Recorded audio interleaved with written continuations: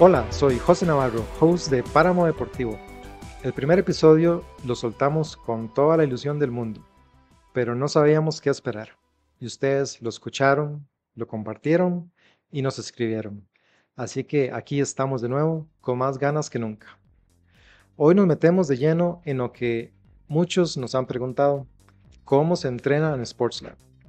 ¿Qué hay detrás de cada plan, cada serie, cada fondo?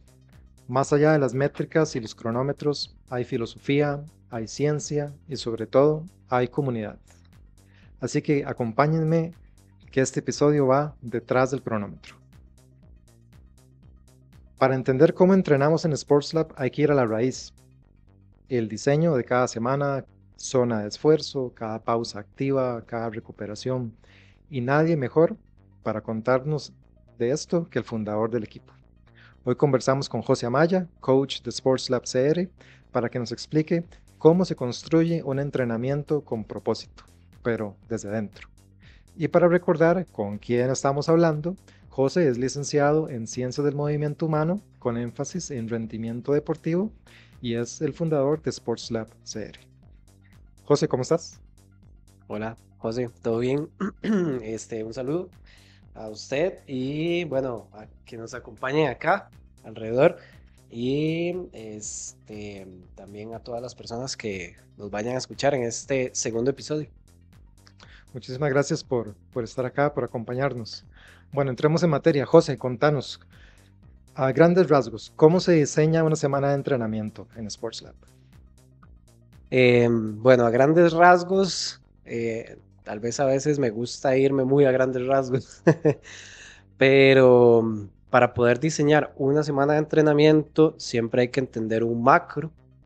Y hay algunos conceptos importantísimos que pues no deberían de pasarse nunca por encima y son los conceptos de planificación, periodización y programación del entrenamiento.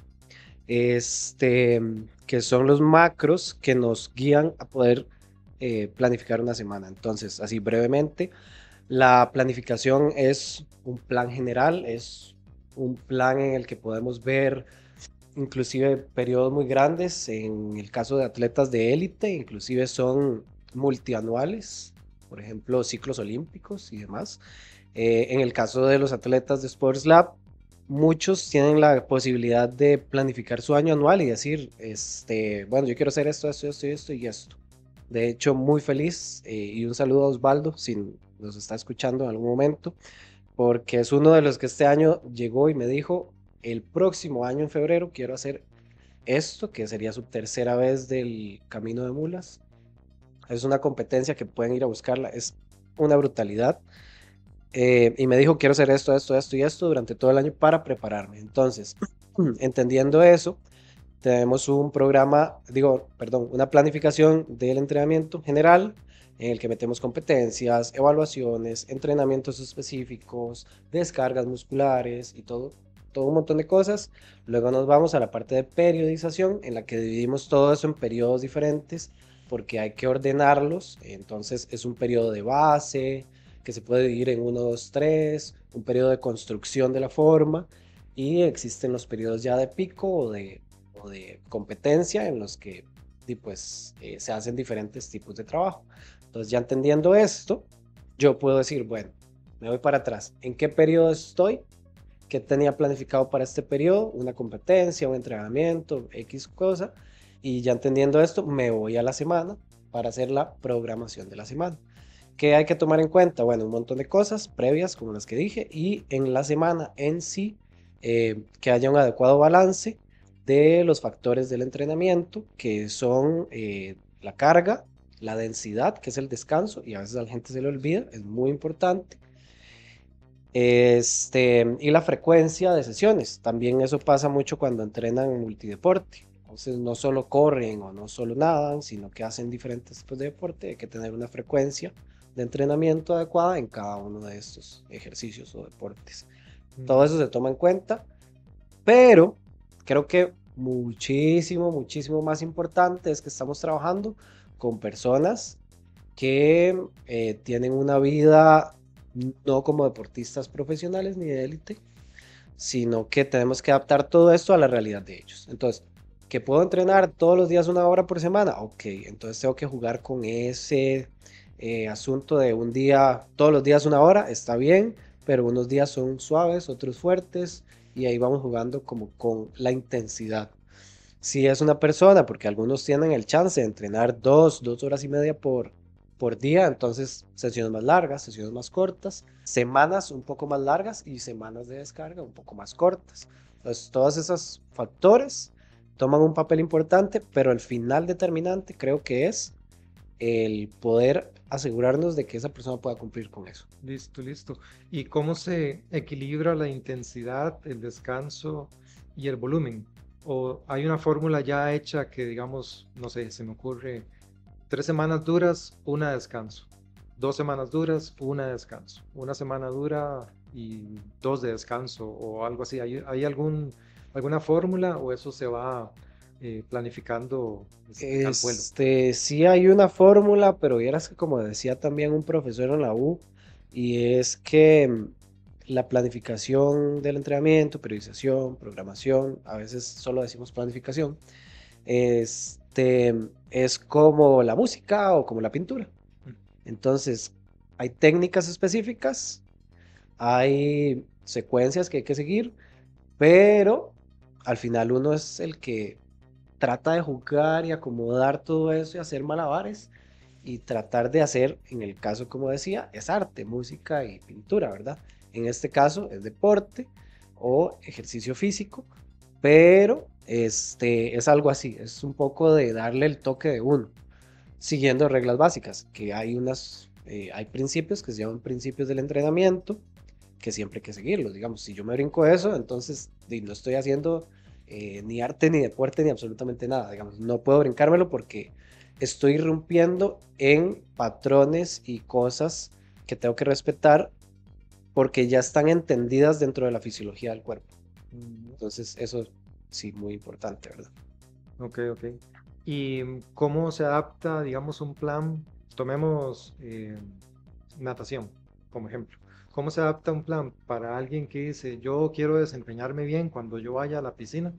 Ya la persona sabe nadar, pero quiere desempeñarse bien en piscina, versus otra persona que dice, yo lo que quiero es, bueno, ir a practicar en piscina, pero mi meta es aguas abiertas. ¿Cómo difiere? O sea, me imagino que hay alguna diferencia en cómo se arma el entrenamiento para estas dos personas. Ok, depende mucho del tipo de evento que quieran hacer, porque en piscina hay muchos tipos de eventos. La natación de piscina parte desde un 50 de libre o de estilos. Puede ir por distancias de 100, 200, 400, 800 hasta 1500 en libre o en estilos, ¿verdad? Y las aguas abiertas son en libre y son distancias que suelen ser de 1500. Bueno, hay algunos eventos de introducción a la gente que está haciendo aguas abiertas, pero son eventos que van de 1500 para arriba. Mm. Entonces, ahí lo que difiere es el objetivo específico que quiera la persona. ¿Por qué? Porque si quieres competir en 100 metros de libre o de algún estilo, lo que tienes que desarrollar es principalmente la intensidad, la resistencia a la intensidad y la técnica en ese aspecto. Si quieres entrenar para aguas abiertas, es larga distancia y hay que trabajar sobre su base aeróbica. Entonces, obviamente los dos tienen que trabajar la base aeróbica, pero la parte de especificidad a la competencia va a variar. Entonces, de ahí hay que entender eso. Para responder la pregunta tal vez más directamente, tengo que entender cuáles son los requisitos fisiológicos y de sistema energético del cuerpo para el evento que quieras hacer y así poder planificar. Eso suena bastante parecido a querer hacer un 5K en la disciplina del running y hacer un medio maratón. Son metas diferentes, pero las intensidades y todo va a variar de acuerdo a la meta. Exactamente, las dos cosas son correr, pero inclusive las dos cosas son correr, resistencia, pero cambia los requerimientos energéticos del cuerpo ambas, en ambas distancias, entonces Ujú. sí. Ok, ok, súper. José, y una pregunta. ¿Ustedes usan la aplicación de Training Peaks que para uno como usuario de este lado y principalmente si no se tiene como la versión premium, pues da unos datos básicos, sin embargo, tiene todo un compendio de data detrás que sí está visible para vos como coach. ¿Hay alguna métrica, digamos, a la que ustedes especialmente le pongan atención como para medir el desempeño o el progreso? Sí, bueno, Training Peaks tiene un montón de cosas, en realidad es súper completo, útil.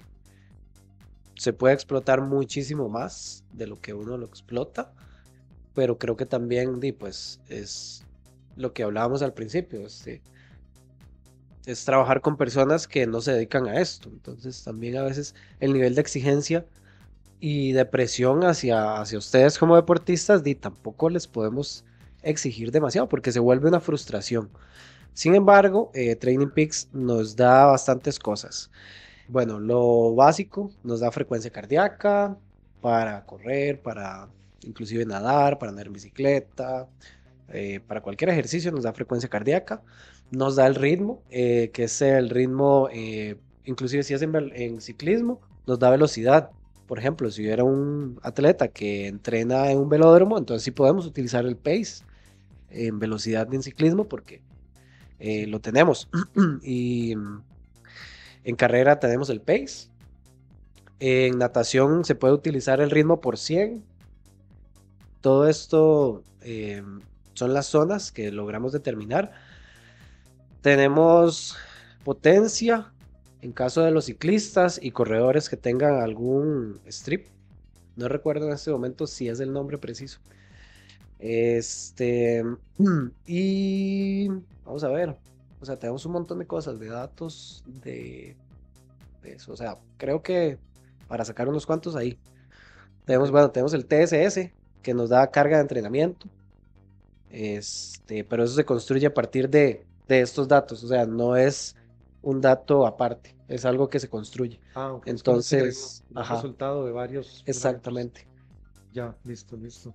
Y bueno, pasando o dejando de lado un poquito el lado de los números y las intensidades y los volúmenes y todo esto, ¿qué crees vos como coach que se lleve un atleta cuando entrena con ustedes en el equipo?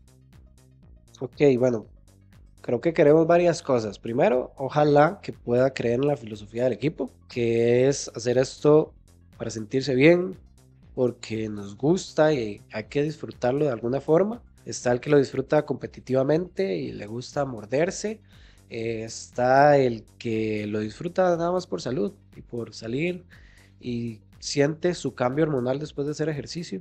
Entonces sí, también la filosofía de, bueno, hagámoslo como un proceso para no lesionarnos o reducir el riesgo de lesiones y para que podamos seguir haciendo esto durante muchísimos años. Me gustaría que se lleven de ahí un poco de todo, ¿no? Somos un grupo que a veces entrena en grupo, a veces no. O sea, que se lleven un poco de la individualidad, un poco del grupo, un poco de la planificación, pero que no sean presos de la planificación, que también perciban cómo se sienten entrenando, digamos. Es más eso, es como una integridad de un montón de cosas y eso tal vez creo que es lo que me gustaría que la gente se lleve. Qué bueno, qué bueno. Para cerrar esta sección, ¿qué consejo le darías a alguien que quiere empezar a entrenar en serio, pero sin volverse loco? Aunque yo creo que ese es un requisito. Ok, sí, bueno, hay que volverse loco, hay que estar loco, en el buen sentido de la palabra. ¿Qué le podría decir a una persona que quiere entrenar, pero no quiere volverse loco? De ahí, nada más creo que como casi cualquier aspecto en la vida hay que empezar. O sea, hay que empezar, empieza a hacerlo. Si quiere entrenar con Sports Lab, entonces tiene los contactos, tiene redes sociales, puede seguirnos, puede escribirnos, pero si lo que quiere es nada más hacer alguna actividad, que empiece. Y uno en el camino se va dando cuenta de grupos, se va dando cuenta de metodologías, de eventos y tipos de deportes, porque creo que también es una forma de introducirse en un mundo de posibilidades, en el que uno dice, wow, no sabía que todo esto podía hacerse. Por ejemplo, mi experiencia propiamente, o sea, yo empecé a hacer triatlón porque estaba cansado de entrenar solo ciclismo. Y hice mi primer triatlón porque quería hacerlo, digamos, porque quería terminarlo y vea dónde estamos. Ujú, ujú. Eso fue hace bastantes años y hay un mundo de posibilidades que uno no se imagina, pero si no lo hubiera empezado a hacer, entonces no me hubiera dado cuenta. Y creo que es eso. No se vuelva loco, digamos. Empiece a hacer las cosas y todo irá saliendo. Sí, como dicen, uno no sabe las vueltas que da la vida, Exactamente, ¿verdad? exactamente. Sí. Bueno, José, gracias por compartir con tanta claridad y cercanía lo que muchas veces damos por sentado cuando vemos un plan de entrenamiento. Yo creo que escuchar el porqué detrás de cada sesión cambia, pues, por completo la manera en que salimos a entrenar. Y ahora que hablamos de estructura y esfuerzo y un poquito de métricas, José, me gustaría que nos explicaras tres conceptos claves que se usan en Sports Lab y que pueden ayudar a los atletas a entrenar mejor. Hablarnos un poquito de las zonas de frecuencia cardíaca. Ok, las zonas de frecuencia cardíaca, que también se puede extrapolar a otro tipo de zonas, vamos a ver, son como los límites de velocidad de la carretera. Ujú. Entonces, vamos en una zona peatonal, hay que tener un límite, vamos en una calle pues pequeña, hay que un límite, en una autopista hay un límite. Eh, por decirlo y explicarlo de alguna manera. Las zonas de frecuencia cardíaca nos dicen en qué estado de esfuerzo estamos y se utilizan en deportes de resistencia. ¿Por qué en otros no? Por lo que hablábamos ahora de los requerimientos energéticos del cuerpo. Por ejemplo, a un velocista de 100 metros como Usain Bolt, yo creo que es un referente, no se le puede utilizar la frecuencia cardíaca durante el entrenamiento. ¿Por qué? Porque su deporte no es de resistencia. Entonces, él no entrena con zonas de frecuencia cardíaca. Él Ok. entrena con zonas de velocidad, de tiempo, o sea, cuánto dura 160 metros, cuánto 40, cuánto 100, y esa es su intensidad. Este, entonces, antes de explicar las zonas de frecuencia cardíaca, hay que entender que se utilizan en deportes de resistencia porque el metabolismo que utilizamos en este deporte sí lo permite. Son, como te decía, son zonas que nos delimitan el nivel de esfuerzo que estamos haciendo. Hay muchos tipos de zonas, las más clásicas y que a veces se vuelven un dolor de cabeza para nosotros, son las 5 zonas. Zona Ujú. 1, 2, 3, 4 y 5. ¿Por qué digo que se vuelven un dolor de cabeza? Y personalmente no me gustan porque la zona 5 ya es exageradamente intensa, la zona 4 es un límite que complica las cosas y la zona 3 a veces la gente dice es que voy caminando y ya estoy en zona 3. Entonces, esas son las más clásicas, las tienen los reloj, entonces a veces la gente dice, pero es que pasé 20 minutos en zona 5, digo, 20 minutos, una hora. Y es como, no, mira, o sea, el cuerpo no puede pasar una hora en zona 5. O sea, el ser humano no tiene esa capacidad, ni siquiera los más pro. Entonces sí, están las zonas de frecuencia cardíaca, que son las clásicas 5, y se pueden utilizar otras. En Sports Lab utilizamos las 7 zonas de un fisiólogo llamado Joy Friel, que no recuerdo la nacionalidad, pero las desarrolló 7 zonas y no están basadas en la frecuencia cardíaca máxima, como estas 5 que le decía, sino que están basadas en el umbral, que es Mm. algo muchísimo más sencillo, tanto para la gente como para nosotros, de utilizar y de percibir en el cuerpo, uno, entrenando, eh, porque están basadas en el umbral, entonces ya hay sensaciones y un montón de cosas que le pasan al cuerpo cuando uno está entrando en el umbral y puede darse cuenta y puede medirlas más fácilmente. Son más, eso sí, son 7 zonas, se dividen en 1, 2, 3, 4 y luego 5A, 5B y 5C. Hay Ok. algunas variaciones, pero básicamente son esas. Se utilizan en natación, se utilizan en running, se utilizan en ciclismo, ya sea con frecuencia cardíaca o con pace. Eso es lo que utilizamos en Sports Lab porque entrenamos basados en el umbral y es porque la mayoría del entrenamiento realmente, si trabajamos con un método 80-20, por ejemplo, el 80% del tiempo estamos casi que debajo del umbral. Suavecito. Ajá. Tal vez no suavecito, pero en un entrenamiento que uno dice, bueno, de ahí sí, está bien. Ok. Estoy ganando, teniendo beneficios, entrenando y además no estoy sufriendo, no estoy pagándole. Entonces sí, las zonas de frecuencia cardíaca nos delimitan el esfuerzo y es complicado a veces medirlas porque necesitamos hacer algunas pruebas específicas. Por ejemplo, vos habrás hecho algún momento un 10K en el que sabes que es una prueba y es Ujú. para delimitar eso. Y se pueden combinar también entre sí, como zona de frecuencia cardíaca con zona de pace. Ah, ok. Entonces, ¿por qué? Porque a veces una me jala a la otra, o dependiendo del terreno, dependiendo eh, inclusive la geografía, en dónde estoy, si estoy, no sé, a más de 3.500 metros sobre el nivel del mar, entrenando, posiblemente la frecuencia cardíaca vaya a cambiar, pero si digo, bueno, mis zonas de pace están bien, entonces me estoy dando cuenta que y es una cuestión, digamos, muy de la topografía donde esté, o si son cuestas, o si son descensos, o sea, todo eso afecta. Ok. Y la zona de frecuencia es parte del siguiente concepto que te quería preguntar, que es el TSS. Es parte de... Sí, Y sí, nos no, explicas un poquito qué es ajá. el El famoso... TSS es el Training Stress Score, Ujú. que lo que nos dice básicamente es un indicador de fatiga, de entrenamiento, que se puede calcular, bueno, se calcula por sesión, al final de cada sesión, y se suma también por semana y se puede sumar, y es todo, por decirlo así, acumulativo. Este, mm, el Training Stress Score es básicamente un indicador que, si no me equivoco, lo desarrolló Garmin.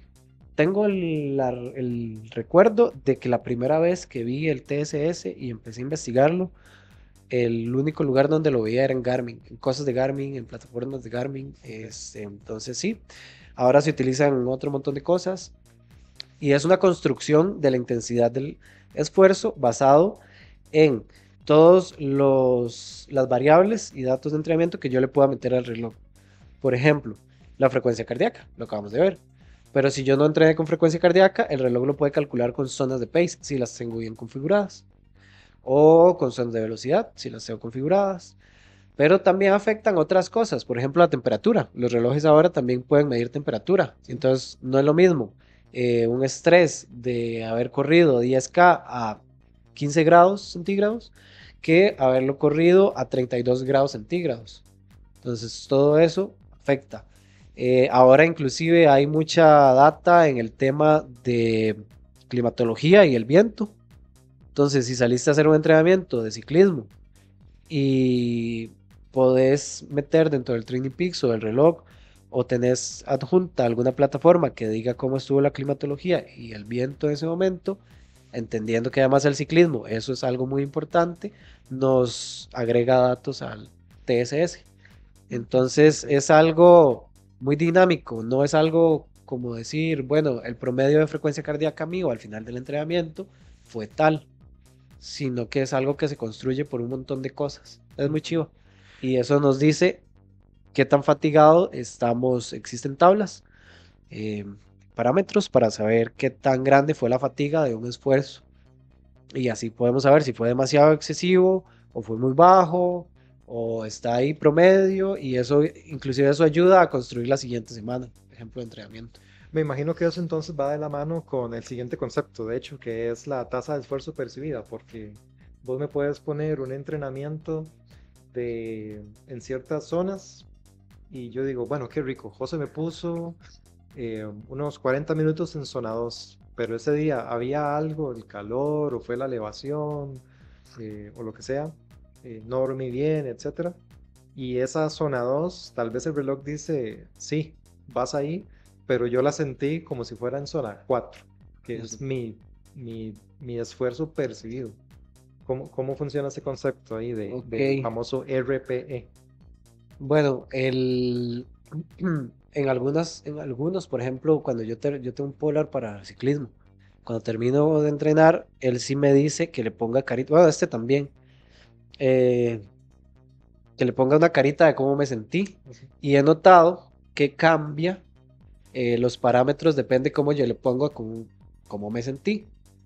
Entonces, puede que influya eso en el TSS, finalmente. pero el esfuerzo percibido se utiliza más que todo durante el entrenamiento. Entonces, si no estamos utilizando ningún tipo de dato, frecuencia cardíaca, pace, nosotros podemos planificar un entrenamiento de esfuerzo percibido. Y es muy importante a veces hacerlo, siempre y cuando hayan algunas cosas que se cumplan. Porque el esfuerzo percibido le va a decir al entrenador, mira, su frecuencia cardíaca iba en 150, pero él iba sintiéndose como si fuera en 180. Entonces, sí es importante, el esfuerzo percibido es cómo me siento yo en una escala que generalmente es del 1 al 10. Cómo me siento yo en esfuerzo, siendo 1 lo más fácil, 10 lo más difícil que puedo estar haciendo en ese momento. Y yo, según lo que esté ejecutando en ese momento, me tengo que ubicar. Entonces, si vos me decís, no sé, RPE 5, yo debería saber que estoy en el medio de todas mis capacidades. Entonces voy corriendo, por ejemplo, en el puro centro de mis capacidades. Si voy más para arriba, debería de poder duplicarlo. Y si voy más para abajo, también debería de poder disminuirlo a la mitad. Va del 1 al 10. Se utiliza en la escala, la más común es del 1 al 10, pero la escala de Borg también hay como del 1 al 14, que se utiliza mucho como en medicina o en entrenamiento de pacientes con de recuperación de cardiopatías. Sí. Ok. Entonces, sí, pero la que utilizamos, e inclusive está en Training Peaks, es del 1 al 10. Ok. Bueno, gracias por este ratito Le pusimos el minuto nerd a la sección, pero Ok. vale la pena elaborar tanto para que Súper. tanto como se necesite para que estos conceptos queden claros. Bueno, ya vimos la estructura, la intención y también la ciencia detrás del entrenamiento, pero aún falta algo, porque entrenar no es solo sumar kilómetros ni acumular datos, es también un acto profundamente personal. Cada uno de nosotros carga algo distinto en las piernas y en la cabeza cuando se sale a entrenar, y eso también forma parte del proceso. Entrenar con propósito no es hacerlo perfecto, es aprender a escucharte, a respetar tus ciclos y a entender que cada paso cuenta. Hay días en los que uno se siente fuerte y hay otros días en los que uno simplemente se presenta. En ambos casos, pues el atleta está construyendo algo. Y eso es lo que busca SportsLab, no solamente mejorar marcas, sino construir un camino sostenible, consciente y compartido, porque al final entrenar también es una forma de vida. José, ¿algún comentario final de cualquiera de los conceptos o de las ideas que hemos explorado el día de hoy? Sí, de hecho iba a decirle, devolvamos un toque al minuto nerd. Sí, sí, claro, dale. Este, y, y es algo que quería decir respecto al esfuerzo percibido. Ajá. Y más bien, va a ser una invitación a la gente, a cualquiera que nos escuche, entrene o no entrene, salgan a entrenar un día frescos, como decir, antes de trabajar o antes de, digamos, empezando su día, y salgan después a un ritmo X, y salgan después a entrenar después de un día exhausto de trabajo, de un día cansado. O sea, la sensación del esfuerzo que uno está haciendo es increíble. O sea, Ujú. es un ritmo que uno diría, mira, es que esto era un ritmo suave, después de un día de trabajo, puede sentirse muy extenuante. Ujú. Entonces, es algo que también, eh, en lo que nos puede afectar un poco, seguir muy estrictamente las zonas de entrenamiento y decir, es que esto yo lo tengo que seguir así, así, así, irrompible. Puede ser una arma de doble filo, o también a veces de sentir o tener la percepción del esfuerzo sin tomar en cuenta estos factores como el trabajo o lo que haya que hacer en el día, la fatiga, el cansancio diario, Claro. y salir a entrenar y decir, ah, no, estoy cansado, Ujú. mejor nada más corro ahí al suave, que es válido, pero a veces uno después de calentar ya dijo, oh sí, ya volví, ya conecté con el José que entrena siempre, después sí, se siente así, como conectar con eso, entonces Lo que quiero decir con esto es, hay que adaptarse. Hay que adaptarse y como dijimos creo que la vez pasada también y creo que lo seguiremos diciendo, hay que resolver. Ujú. Este, hay que adaptarse y resolver según cada día las circunstancias en las que estemos entrenando. Entonces sí, me gustaría despedirme diciendo eso y invitándole a la gente a seguir escuchando el podcast y a seguir cerca de Sports Lab porque vienen cosas. Vienen cositas. Buenísimo. Bueno, gracias por acompañarnos en este segundo episodio de Páramo Deportivo.